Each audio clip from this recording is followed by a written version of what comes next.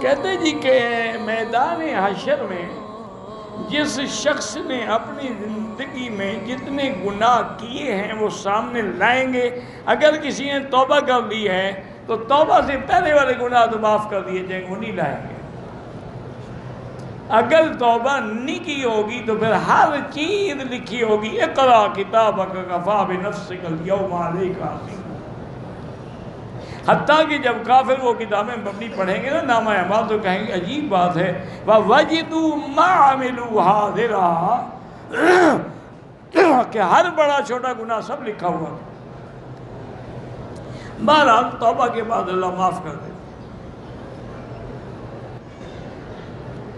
کہتے ہیں کہ 2 ہاتھوں کی انگلیوں میں انگوٹھی کون لوگ پہنتے ہیں؟ جو پہنے ہوئے اس کو پکڑ لو، پوچھ لو بھی کون ہو۔ اب سارے کام میرے اوپر تو نہ چھوڑو۔ میں نے دیکھا ہے کہ لوگ 5 انگوٹھیاں بھی پہنتے ہیں اور 10 انگوٹھیاں بھی پہنتے ہیں، ہر انگلی میں انگوٹھی، ہر انگلی میں انگوٹھی۔ یہ جتنے ملنگ ہوتے ہیں نا شیعہ، یہ سارے ان کے کام ہیں۔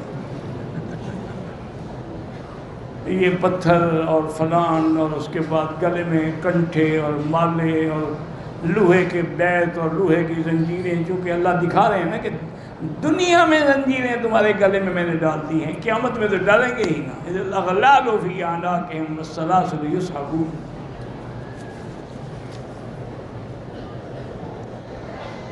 میری والدہ کو ہر بات میں بہت غصہ آتا ہے، بھائی بڑھاپے میں سب کچھ ایسے ہو جاتا ہے، جب تم بوڑھے ہوگے نا تمہارا بھی یہی حال ہوگا۔ تو والدہ کا غصہ تمہارے لیے رحمت ہے، برداشت کرو، اس کے لیے دعا کرو، اسے راضی کرنے کی کوشش کرو۔ لیکن اس عمر میں لازمی بات ہے کہ آدمی کو غصہ آتا ہے۔ اگر بہت زیادہ غصہ ہے تو اللہ کے قرآن کی آیت ہے وَالْكَاظِمِينَ الْغَيْظَ وَالْعَافِينَ عَنِ النَّاسِ إِنَّ اللَّهَ يُحِبُّ الْمُحْسِنِينَ، یہ پڑھ کے دم کیا کریں۔ من مكة حبيبي نور سطع